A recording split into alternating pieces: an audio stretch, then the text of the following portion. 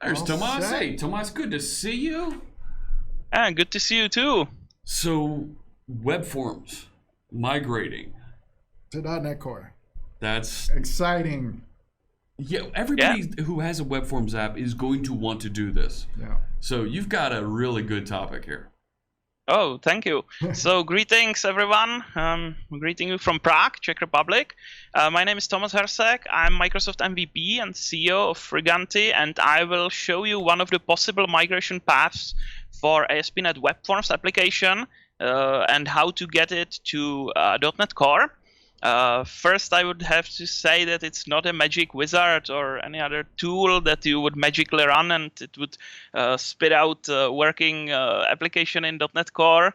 Yeah, from the web forms one, it will require some significant amount of work, but it should be much easier than to rewrite the entire application from scratch. That's why I have to without rewriting everything in the title. You will have to rewrite something, but hopefully we won't do a full rewrite. Okay, so every version of .NET Core has been filling some gaps of what was possible in .NET Framework and what's now possible in .NET Core. And with .NET Core 3.0, we can do desktop applications in WinForms and WPF, and we can also use Entity Framework 6, which is also very popular and very widely used. But there are some gaps that will probably never be filled. For example, ASP.NET Web Forms, which won't be ported to .NET Core in the future. So you have basically two options. You can keep running on .NET Framework, which is here, which will be supported forever. Scott Hunter said forever. But of course, if you want to take advantage of some new things in .NET Core, and there is plenty of improvements, for example, the new project system, the NuGet handling, it's much better in .NET Core projects than in old .NET Framework ones, or some runtime improvements, performance, then .NET Core may have a lot of benefits for you, and maybe you will want to get away from web forms with the small effort, so just replace web forms with something else to be able to run in .NET Core. I have seen a lot of web forms applications that are more than 10 years old. Actually, some of them were started when .NET Framework 1.0 was here, so it's almost 20 years old. And one of the common anti-patterns that can be found in a lot of web forms apps is the mixing of the business logic with the UI manipulation. So we have a button underscore click method in your code behind, and you are communicating with the database and also manipulating the UI, which makes difficult to replace the UI framework with some other technology, but still with a small bit of refactoring, it can be possible. And a lot of these applications, they are not perfect, but they are there, and a lot of companies rely on them. They are still used, they still need to be maintained, they still need some bug fixes and adding new features as the world evolves. So it's not very easy to just throw them away and start building them from scratch. And I have also done consulting and helped to other companies which were using web forms. And I have found that a lot of teams didn't had the new modern web skills because they were still working with quite old technologies, and they didn't have time to learn JavaScript, and not only the language, which is which is easy to learn, but all the ecosystem around JavaScript, Webpack, NPM, and all those tools. And if you look what do you need to know if you want to develop in React or in Angular, it's quite a huge amount of knowledge that you need to adopt before you can effectively work in these technologies. So there is the fundamental question: if you want to rewrite the application from scratch, or if you want to try to modernize it. And it's not only a technical decision, it's also a business decision, because there might be some constraints about budgets. I have often saw that rewriting means that you need a second team that will be doing the new application while the current team is working on the old one. So it may not be viable to double the capacity of the project and keep it for a few years until the entire application is rewritten. So the modernization can be a way. It can take few weeks, it can take few months, but one of the advantages is that typically this modernization can be done by the team that already exists and knows all the business logic and knows the problem domain. So what would be the goals for the modernization?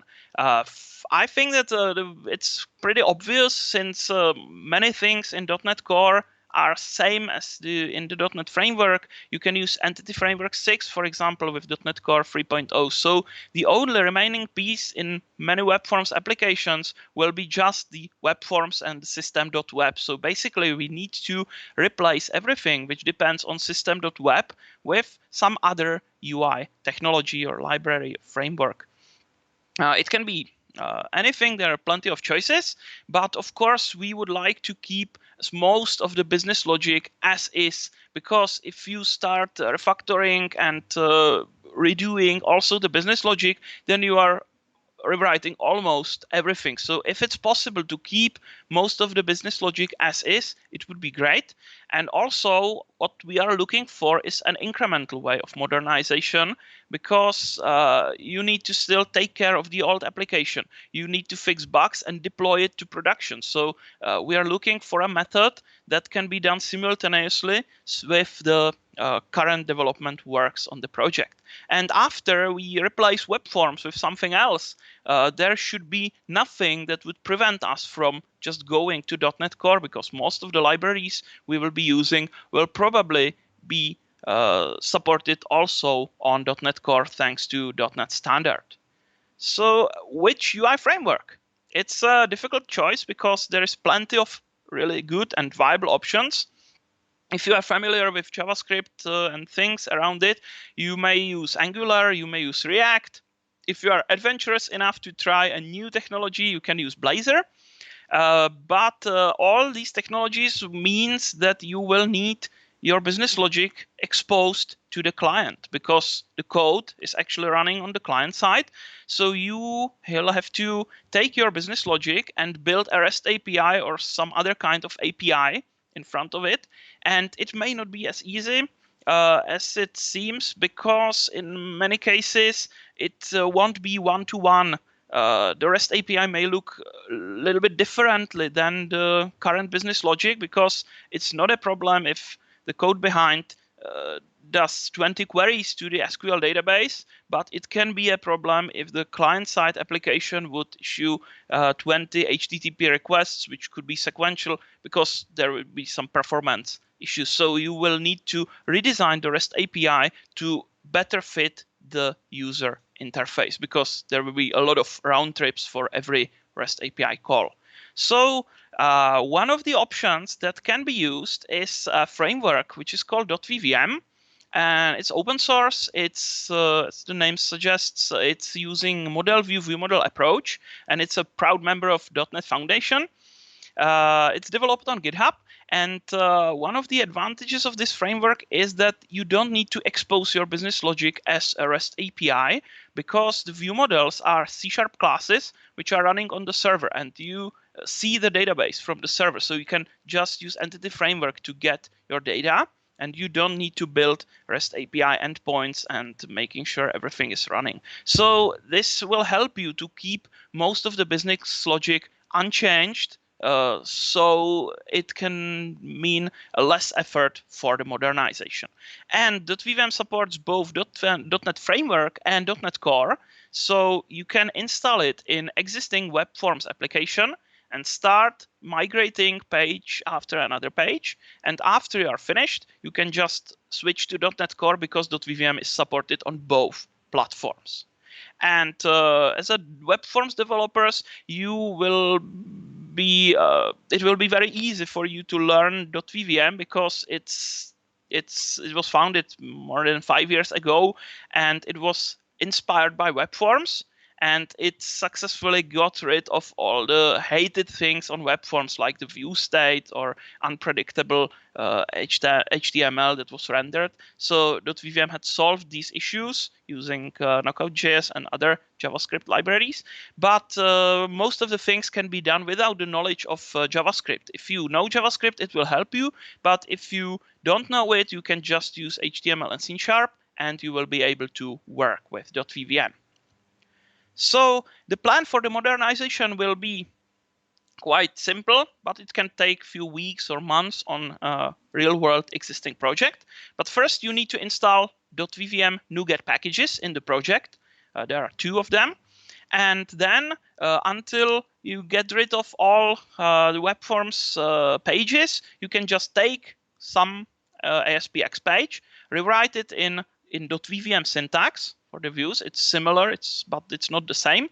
And most importantly, you will need to refactor the code behind files into view models. It's also C# class, so basically you can just copy paste some code and change it so you won't manipulate the text boxes and other controls in the user interface, but you will use data binding instead of that. As a side effect, you will get a view models which are testable, so it can improve also the testability of your application. And if your business logic is mixed with the UI manipulation code, this is also an opportunity to separate those things, so you will end with a proper business layer as it should be done. And after you get rid of web forms, you can just change your CSproj to run on .NET Core. If you want to see the differences between .vvm and web forms syntax, there is a page .vvm.com/webforms. I have it here. And there are the differences. There is a code sample in web forms and code sample in .vvm. So as you can see, we don't have the form element around the entire page in .vvm. We don't have run at server. You don't need to specify IDs on the controls. We don't have view state. Instead, we have view models and so on and so on. So this is the cheat sheet where you will see the differences, but the fundamental concepts are pretty similar as you will see later in the demo. So enough talking, let's get to some code. So I have a simple web forms application. I have it already running. So it's basically a starter template for web forms. There are 2 pages, the about and the home page. And on the home page, I have a list of a grid view with customers, and I'm using Entity Framework 6, which is connected to my local SQL database. I can do sorting, but as you can see, it makes, because it's web forms, it makes a full postbacks, so I have to scroll all the time. Yeah, but I have also a paging. Yeah, so it's web forms, and there is the model folder which I won't touch during the migration. It's very simple, but let's assume that this is my business layer. So I'm not touching this. I don't want to do anything in this. I just want to change the presentation framework for something else. So here is the master page, and I have 2 pages. One of them have grid view. The about page is very simple, just a few lines of text. I have already done the first step. I have installed 2 NuGet packages in the project. The first is .vvm.owin, and owin is just a pipeline which can be run on top of classic ASP.NET. And I also have Microsoft owin host system web, which is important because it makes the side-by-side run of the owin pipeline in which .vvm can run, and the classic pipeline of the ASP.NET web forms. And it will basically put the owin pipeline in front of the web forms. So when the server gets the HTTP request, it will go first to the owin pipeline. And if .vvm can handle it, it will do all the things. And if not, it will fall back to the original ASP.NET pipeline, so web forms can take care of the requests. So I can just look at my routing code. For example, I have the about page, which is on the URL/about. And when .vvm will handle this request, it won't never get to the web forms. So I can just create the about page in .vvm and keep this page running in web forms, and it will still work. And if the application would use authentication, the Microsoft Open Host System Web will make sure that the same user identity will be shared between the Owen pipeline and the web forms pipeline. So no matter if you will do the authentication from the Owen part or from the web forms part, you will have basically the single sign-on. Both technologies will see the same user, the same roles, and everything. So the integration is done quite easily. And the rest of the NuGet packages, there are just the dependencies of one of those packages I have installed. I also have Entity Framework here, and there are some default packages like jQuery. .vvm doesn't need it, but it was in the project template. So some of the packages also come from the project template. Okay. So I have also created the startup class for Owen, because Owen needs one class which will be executed at the startup of the application. And I'm configuring .vvm, so I'm saying register .vvm middleware in the Owen pipeline, and I'm pointing it to .vvm startup, which is a file that contains all the configuration of .vvm, the routes, user controls, resources, and other stuff. And basically, that's it. Now I can create 2 folders. The first one is called views. Oh, sorry, I have it already in the file system, but it's not included in project. So I will have to just include it.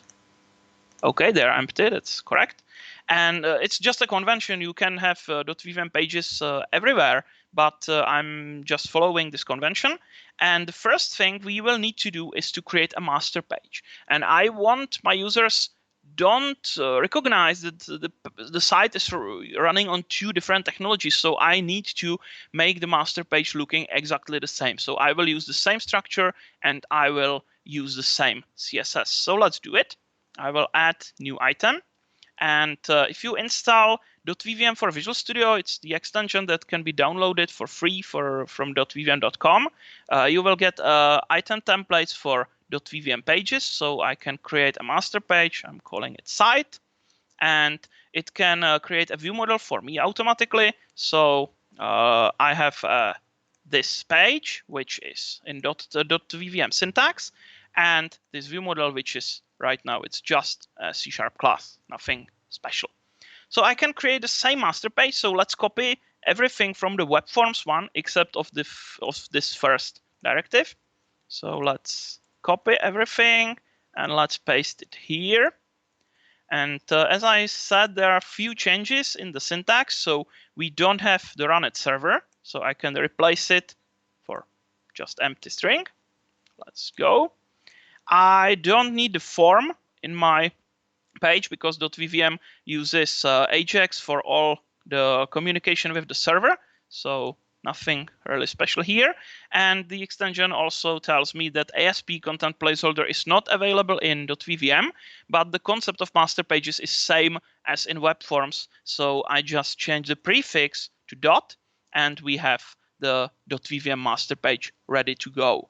There is one interesting thing. .vvm also supports single page apps. So if I use SPA content placeholder instead of content placeholder, I would have single page app. You can try this. Also, there is one important thing. In web forms, I have used this expression to just print out the title of the page. In .vvm, I have to persist my state in the view model. So I can put the title property in the view model and just create a data binding which would reference this property from the view model. I can just have it created, and if I press F12, okay, here it is.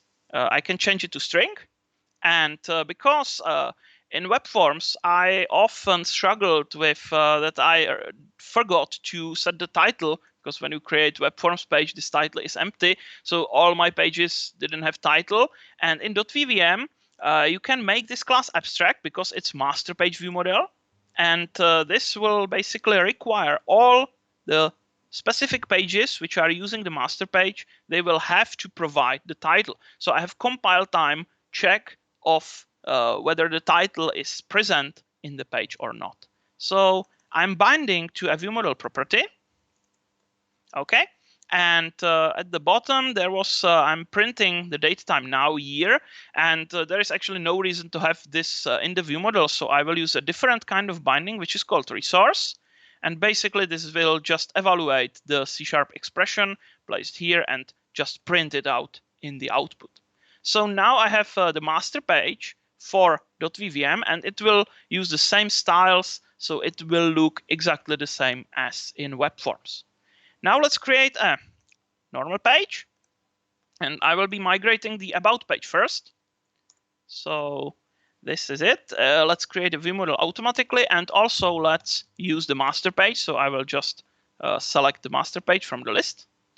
And now I have my about viewModel, and because it's the abstract class, it requires me to provide the title. So about, and if I look in the web forms page, I can just copy paste this into my .vvm page, and also I have to change the data binding.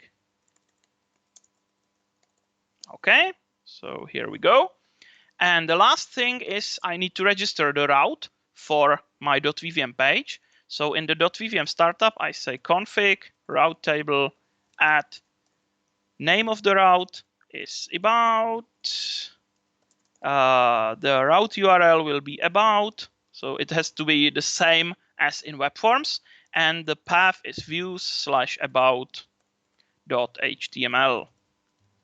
And that's it. If you, after you migrate this project to .NET Core, if you plan to run it on Linux, which is possible, make sure that the casing in this path is exactly the same as in the file names, because the paths in the file system on Linux are case sensitive. Yeah. So, and also it's safer to use forward slashes. Both of them will work on Windows, but on Linux it's better to use this one. Okay. So let's run it. I hope that I haven't forgot anything. But right now we should have the same looking application. The default page, it is still in web forms because we haven't registered route for that in .vvm. So this is still web forms. As you can see, it's doing full postbacks. I have to scroll down after every action. But if I click about, it takes a little bit longer because the first request to .vvm needs to make sure everything is started. But if you look now, the refresh, it's very fast. And if you look here, there is no view state. I'm now running this page in .vvm, but the rest of the application, which is still in web forms, it works exactly the same. So this is the way how you can migrate one page after another. And after you get rid of all web form stuff, you will be able to go to .NET Core. Let's advance in time for a little bit. I have also rewritten the default page, so I have it completed here. So let's look how I worked with the grid view in web forms very quickly. So I have been using the model binding. So in my code behind there is function called myGridGetData, and I have specified some columns and sort expressions and things like that. Here I was just creating a new data context for entity framework, and in this myGridGetData, I need to specify all these parameters to make sure that sorting and paging will run, and web forms will find those parameters and fill the correct values in them. So I'm just counting the total number of customers, and then I'm just returning customers. I have sorting and paging right here. And of course, you should dispose your DB contexts because we want to do the good things. Okay, so this is very easy. And if you look at how the grid view looks in .vvm, you will see that we have a similar control. So it's .grid view. We have a data source, which is pointing to a customer's collection in my view model. I will show it in a minute. And there are specification of the columns, and also it's very similar. We also have the template column, so we can put anything in the table. And also we have a data pager control, which is bound to the same collection, and it will just render the pagination. And in the view model, it's quite nice because I can use dependency injection. So in the constructor of the view model, you can request any services you will need. And I have a property called customers in my view model, and it's of type grid view dataset. It could be just a list, but a list is just a plain collection without sorting and paging. Grid view dataset is a class which ships with .vvm, and it's basically a list of customers with some metadata for paging and sorting. So I have the page size, you can set also the page index, and this is where the current page index is persisted in the view model. And the sort expression, so it means which column I'm using for sorting. And if you want to load data in the grid view dataset, and if you have iQueryable, it's very simple because you can just say customers load from queryable, and it will handle the sorting and paging automatically. So you don't need to use order by and skip and take. Just pass iQueryable and you are done.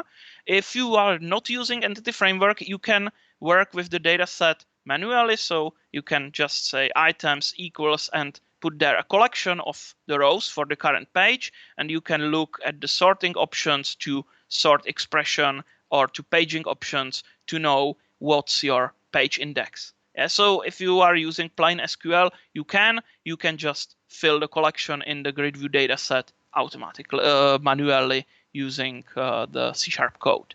And these controls can work with the dataset. So if you change something in the pager, it will just set the new page index and it will indicate the refresh is required. So when .vvm will call the pre-render function, it will load the new data for the page.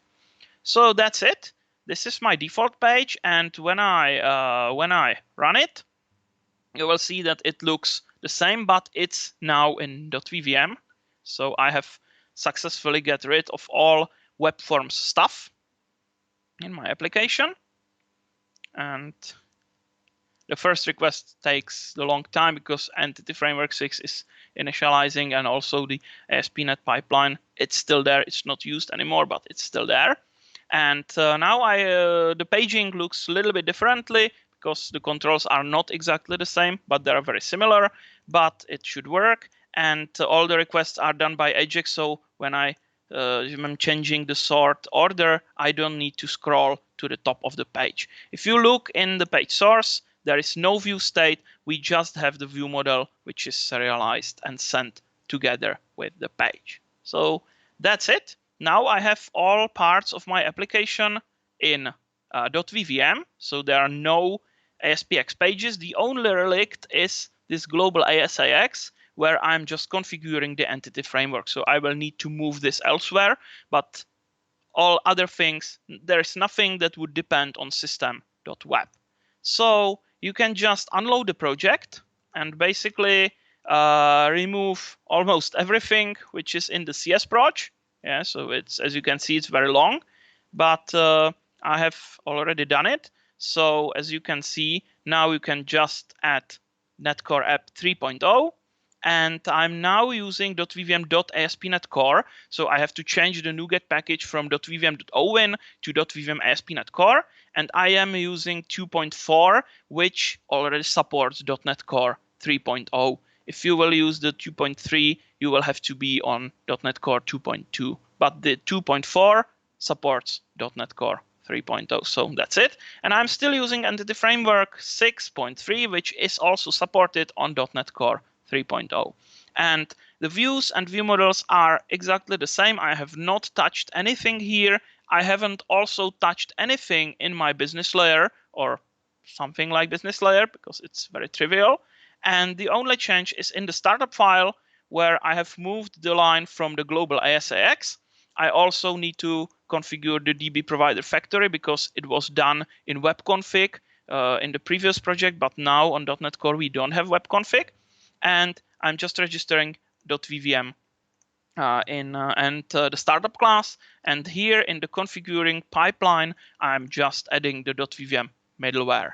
And that's it. So basically, I have replaced only the pages with pages done in another technology. It's conceptually similar to web forms, so it will be very easy to adopt and learn .vvm for every web forms developer, because most of the controls are very similar, and they are even using the same names of the properties. And you can do this migration over a few months, and you can deploy the application at any time, because these technologies can coexist together in one application. So I have the last slide here, just a link to our GitHub repository. We'll be very glad for any feedback. And if you go to .vvm.com/modernize, there are more information and the link to GitHub repository with the project I have been just showing. Make sure you will see all those branches, because in every branch there is each step of the migration. So the first branch is just plain web forms application. This is how it looks after you install .vvm. This is when the migration is in process. So some pages are migrated, some are not. This is how it looks like when the migration is complete. And this is just the switch to the .NET Core. So make sure you will visit all the branches to see all the steps in this process. And of course, we will be happy for any feedback. And if you have any questions, I will be happy to help you and wish you pleasant migration experience. All right, Tomas. Thank you so much Very for all cool. that. You know what? It is. It's a nice ramp. It's a nice bridge for those web forms developers to get to .NET Core and still have a application that looks very similar to where they started. Yeah, we have been using this for a couple of our customers, mostly the banks and other institutions. So we have ported applications with hundreds of web forms pages, and it wasn't easy. Still, you had to rewrite a lot of things and refactor the code behind into view models. But it was also an opportunity to make the application much more maintainable, because the view models are testable, so you can write integration tests for them, and also you can do a small refactoring of the business logic. But still, there's so much of it that you don't want to refactor or redo it from scratch. So it was a great method, and it proved well with some of our customers. That's Very cool. great. That's great. All right. Well, thank you, Tomas. It's been great having you here as part of .NET Conf, and we'll see you next time. All right. Thank you very Thank much. you. See you. All right. Bye.